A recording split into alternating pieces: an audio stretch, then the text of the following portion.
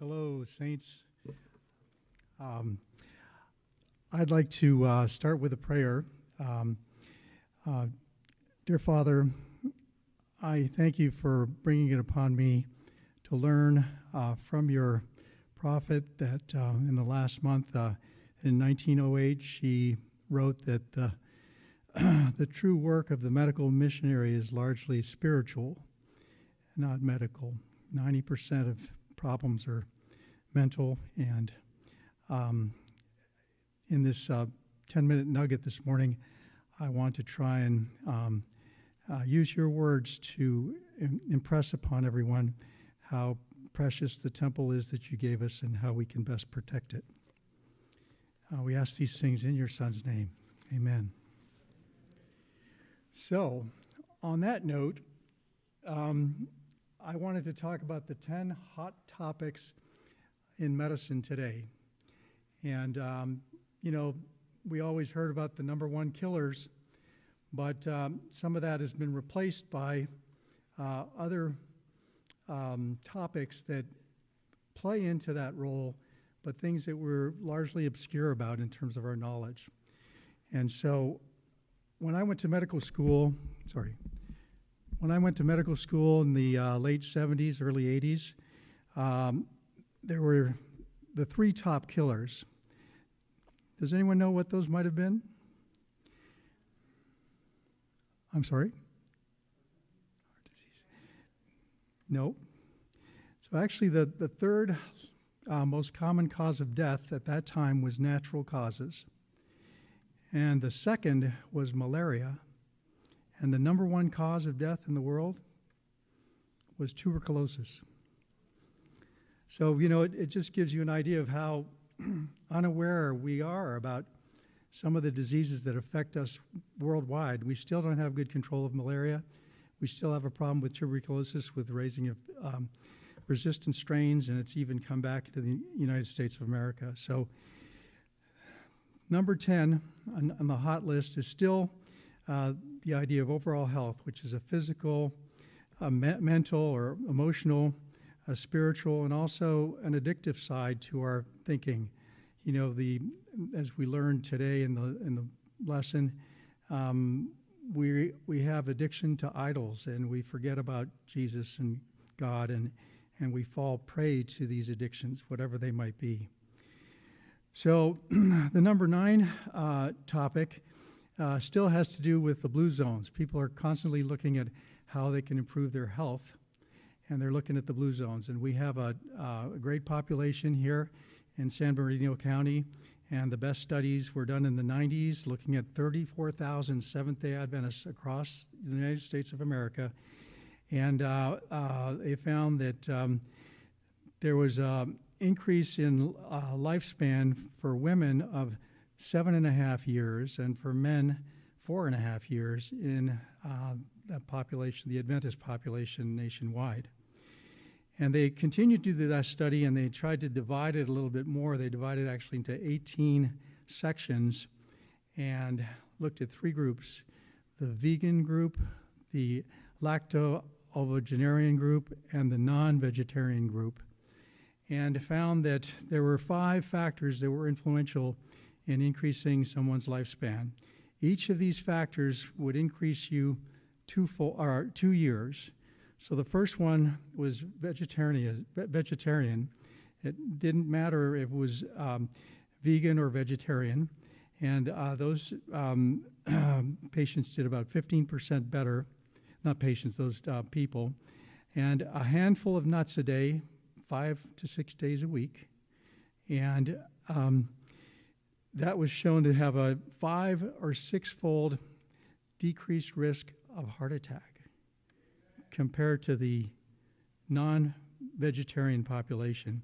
And even the non-vegetarians who ate nuts still had an increased risk of heart attack, but not as high as those that didn't eat nuts a day. And I'll just say it now in case I forget, but walnuts would be probably a good choice, although a variety of nuts would be good as well. The third thing that we found was that obesity was a big factor. I'll talk a little bit more about obesity, but if you have a BMI, which is how we like to measure weight, because, just giving you a number of weight doesn't really help. It relates to how tall you are. And anyone having a BMI of 28 or more is considered overweight. And if you had BMI of less than 28, you can put 2 more years on your life. And just to give you an example, like my BMI is probably between 27 and 28, so I fight it constantly. So the other important factor was no history of smoking, not just not being a smoker, but not having had a history of smoking. So children and youth and anyone actually in any audience should know this. And what happens is you get bronchitis, and you can get emphysema, and you stand a much higher chance of dying from a respiratory illness when you get sick later, as we found out with COVID. And I even had a fellow colleague of mine who was super fit, ran marathons. He was under the age of 40. He was 32. He had stopped smoking, and when he went to medical school, and he had a respiratory illness, and they couldn't keep him alive, even though he was in perfect health. And the fifth factor was engaging in physical activity. And that's rigorous activity 5 days a week, and that's about 45 minutes of some sort of stressful activity for the heart, but also for the muscles in terms of bone health and strength and maintaining your muscle bulk, which is important. And that needs to be combined with diet. If you're just exercising and you're not putting into effect the dietary changes that I'll talk about, then that's not going to work. But having a BMI of greater than 28 increases your risk of diabetes because you have more fat in your body, and the fat releases an enzyme that can increase inflammation in your body, and inflammation is another factor that can increase your risk of having many medical problems.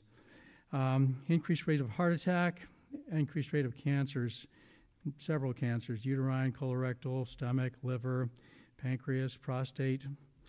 So if we were to look at the ideal BMI for someone, so for women it should be between, not more than, you don't want to be too low, not too high, but somewhere between 26 and 27. And for men it's lower, it's 22 to 23. So how can we influence our weight? Well, clearly intake is important. I talked a little bit about smoking, what you bring into your body and how can that be harmful. Illicit drugs obviously are a problem. They increase risk of schizophrenia and personality disorders and anxiety disorders. Alcohol, a problem. People were trying to advertise that maybe French people lived longer because they drank red wine, and resveratrol was the compound. And it's very debatable whether that's of any benefit in terms of diminishing your risk for cardiovascular disease, which is what they were touting. But the things that come along with alcohol are clearly worse. Increased risk of cancer, colorectal and prostate cancer, bladder cancer, breast cancer, and also, motor vehicle accidents, deaths from that, marital problems, breakups. And it's a hard addiction to kick. About 10 to 15% of people who are introduced to alcohol end up becoming alcoholic, and it may not seem to you that high, but if people are having a drink or two a day, that's a problem. So, and it's been shown that there's about a threefold increase in your brain deterioration. I used to have a term, one drink was worth about 1,000 brain cells, and we probably have 52 billion brain cells in our brain, but we don't have a real number on that. But it's just frightful to think that you're losing brain cells with every drink you have. So, and then if we could talk about the diet a little bit, we should think about water as part of our diet. We should drink about half our body weight in ounces. So if I'm 200 pounds, I should be drinking 100 ounces a day of water. That would be healthy for me.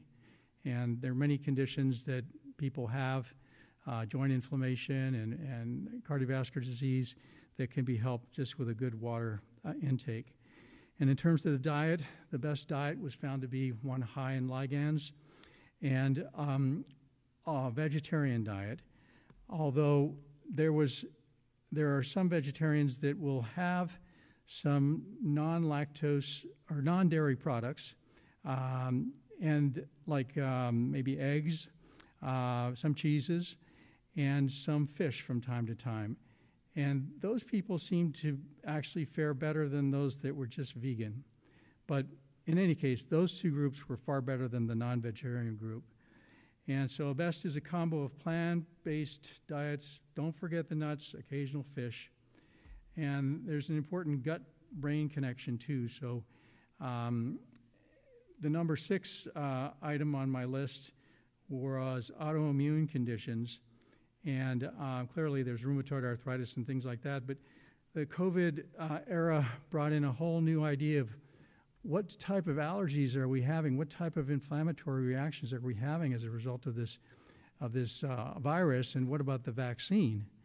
And as you've probably heard, many people are having reactions to the vaccines, not just immediately after the shot, where you can see your CRP, which is your inflammatory component, go way up, or you could have long COVID as well, from the infection. So, and that can disrupt many organs in your body. We're finding out it's affecting every organ, including the brain. And one of the problems with the gut is it invades the intestine, and it doesn't allow you to absorb the nutrients you need, and things can't cross the blood-brain barrier as well. So, big problem there. I mentioned number 5 hot topic was the respiratory illnesses. Infectious disease is number 4. So you're at a much higher risk of infections if you drink alcohol or if you're not a vegetarian. And increased risk of cancer, I mentioned already. That's the hot topic number 3. And in cancer, it's important too, because you usually, some people will try and get chemotherapy or radiation therapy, and it'll affect your bone health. And bone health is really important. And people worry, well, if I'm a vegetarian, I'm not getting enough calcium, I'm not getting enough meat, and I'm going to get osteoporotic. It is true that vegans are actually more likely to develop osteoporosis than other dietary groups, but there's ways around that by eating beans, lentils, and I've forgotten the third one. It'll come to me, though. Chickpeas, like hummus and that kind of thing. So number 2 is diabetes. That's a big one. People say, well, it's the cause of death. Well, it's usually the cause of many things that end up causing death. Heart attacks, infections, strokes, hypertension. So it's a big problem. And there's type 1, which unfortunately you're generally born with and develop it in your early years. And then there's type 2 that's frequently an acquired diabetic condition because your pancreas can't produce enough insulin or your body becomes resistant to it. So the number 1 hot topic right now is hormones. We're looking at hormones more carefully. I want to stick with one hormone in particular, which has been somewhat unstudied, but then significantly studied and then misrepresented. So in the 50s and 60s, women going through menopause would be given estradiol, which was estrogen taken from horses during their estrus period. And, it didn't seem to be a problem. Everyone was doing okay. But there was an increased risk of uterine cancer. And so there was some concerns, and in the 80s, people started stopping the prescription of it. And they studied it a little bit more. And in 2002, they created a Women's Health Initiative and published a paper in 2004 that actually came out in the newspapers before it came out in the journal. And it spoke really badly about estrogen. What they had done between the time that we showed that it had an increased risk of uterine cancer that was unopposed estrogen. We then added progesterone to the treatment, and that risk seemed to diminish. But in this study, they tried to show that, or they concluded that women were at increased risk for cardiovascular disease, breast cancer, and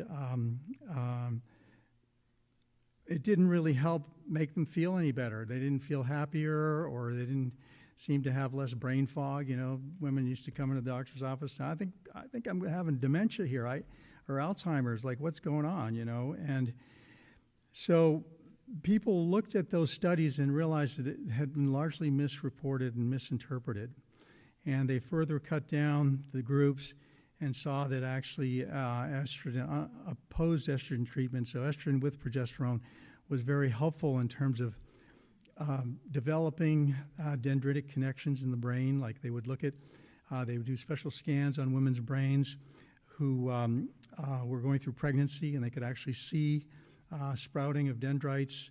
And then women who were going through the drop in estrogen after pregnancy or through menopause would develop depression as well. And then we also have to think of the children, you know, that are maybe being treated for certain medical conditions like hyperactivity disorder. A woman that is then coming into menarche, and how estrogen is affecting her brain development, and what medication she's on, and how that might interfere with her development.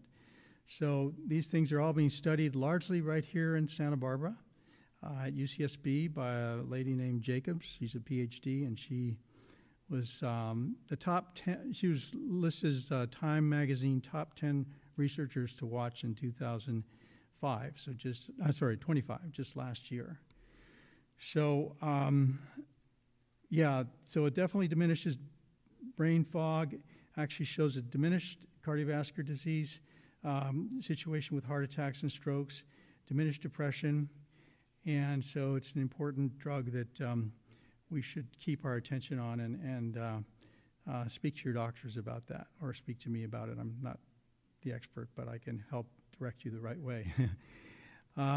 For reference, I think probably the best person that I know of is Michael Greger. It's Gregor. He's an Adventist, but he has reviewed over 13,000 articles in the medical literature. And 5,000 of those articles have gone on to be book publications, not of his, but of other people. He does have 2 books I'll mention. And the other 8,000 are basically in peer-reviewed journals. And he has come out with 2 books, like How Not to Age, and How to Live to Be 100, I think, is the other one. But they found that in people who passed away from old age, if they managed to study those patients, that there was always an underlying disease. So there's no such thing in his mind of dying of old age. It's usually an underlying disorder. So the things I talked about today, I think, are really important to keep in mind, and hopefully we can continue giving you health nuggets every month that will help your health. Thank you.